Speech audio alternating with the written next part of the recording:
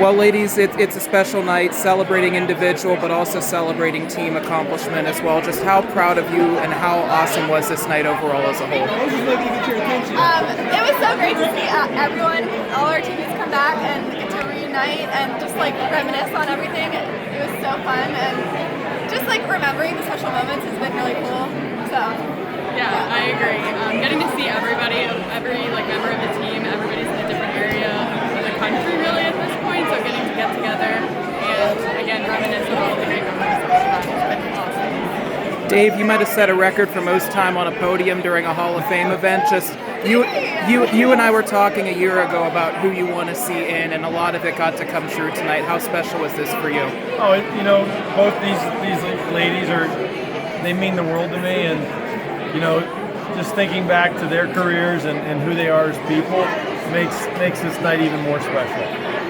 Obviously, you've been through so much together. You guys relayed that through the speech. Just between Towers and now your experience throughout the years as swammers, just what has it been like getting rid of the Instagram kind of conversations and now getting a chance to have those real-life in-person conversations again? Well, Emma and I actually worked together post-college. I was a nurse at Shady Side and she was a PA.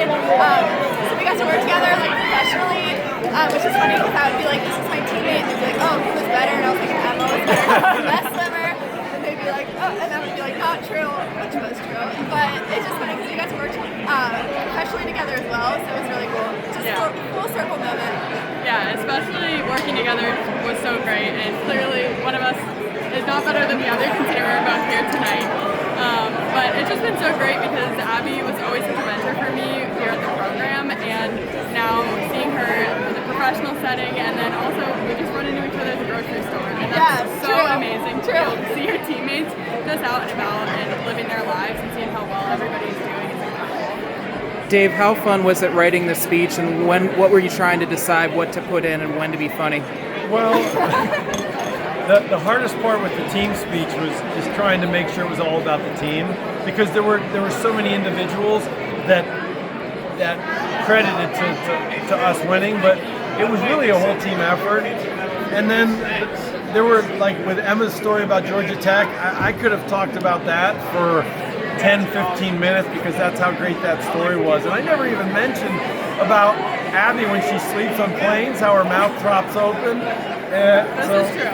When we went to U.S. Nationals down in Greensboro, I always snap pictures of the kids sleeping, and so it's fun just to see all of them out and who they've become and the kind of lives they've created for themselves and the successes that they've had, and that's what makes me the most proud out of all of it, whether it's Hall of Fame or not, is seeing who they've become as people. For both of you, obviously, again, just to see the history and to see it recognized, just how special is it that you almost didn't have enough room on stage because so many ladies just got recognized for making history as a team? Yeah, it was so cool. Like Emma said, like so many of us are spread across the country. Like Kayla's literally in San Diego, California, and she's here tonight. So just everyone coming back, it's a testament to how special it was and how cool it was and how it was just such a good memory and like moment of our lives, truly. So I'm like a magnet that just draws them all together. Yes, exactly. For both of you, what was it like? Have you had the chance to walk back into Towers yet and see how many pool records you both still have? I only have one left. I don't know how many I have. One was just broken last year, and I know that because you texted me, and which records are made to be broken, and that's great, but I only have one left, so I guess we'll see you tomorrow. Yeah, I can say I've come back to Towers several times now that my brother's part of the coaching staff, and I just think it's an incredible full circle moment, and there's been so many renovations and things that have changed at Towers, but just looking at the record board and seeing all of my fellow teammates that were up there for the years that we were there, I think it's so special and something that I'll always carry with us. To all of you, when you think of standard and consistency, you think of the both of you and you think of those two teams. Just how understanding of it is that standard? And Dave, how is it for you just understanding this is the standard, this is what we want every year?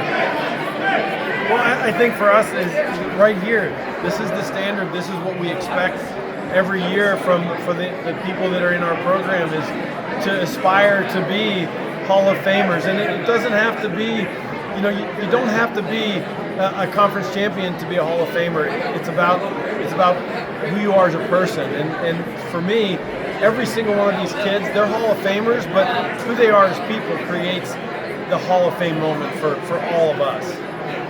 Anything I missed? No, I would agree with that because I feel like my spot could have been interchanged with a lot of people on our team.